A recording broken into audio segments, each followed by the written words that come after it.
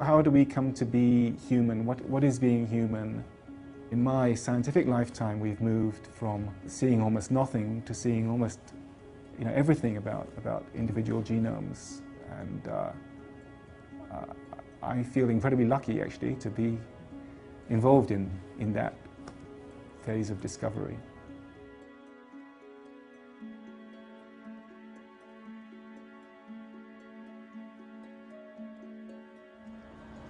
The 1,000 Genomes Project is a consortium of scientific researchers around the world who've got together to use DNA sequencing to examine human genetic variation and to find places where our genomes are different. If you take any two people, our DNA sequences are very long, there's 3 billion bases, and they're almost the same as each other. But about 1 every 1,000 places there's a difference.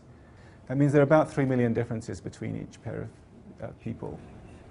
The people who have been selected to form the sample for the 1,000 Genomes Project are anonymous individuals, and we selected them to be fully representative of their population. Initially we set up a pilot phase. In that pilot phase we showed that we could do this, and we also found a lot of genetic variation. We doubled essentially the amount of common genetic variation that was known. We found over 15 million variants. We're scaling up now into sort of production phases of the project, and in fact we're looking by next year to do 2,000 people. An important aspect of this project is that it's not just obtaining information that we're going to use. We're creating a publicly available resource that anybody can use. It's going to be of most value to human geneticists, and they are already using it. There are publications, there are other scientists who are using the data that we've produced already in the pilot phase to make new discoveries, to study human evolution.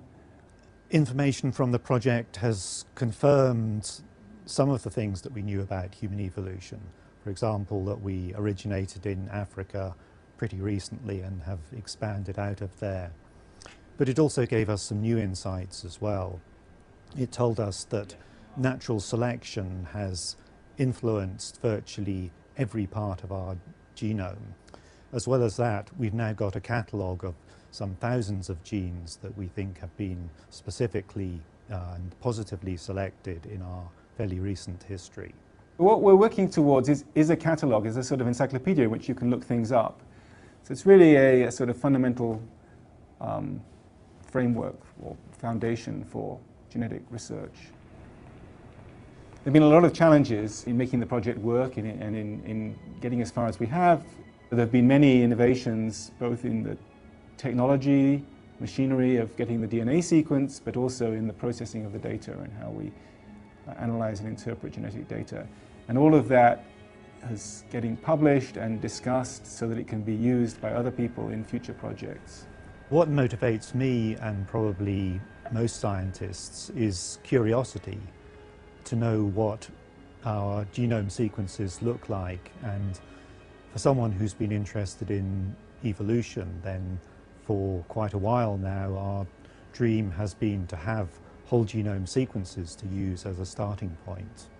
Now we've got that.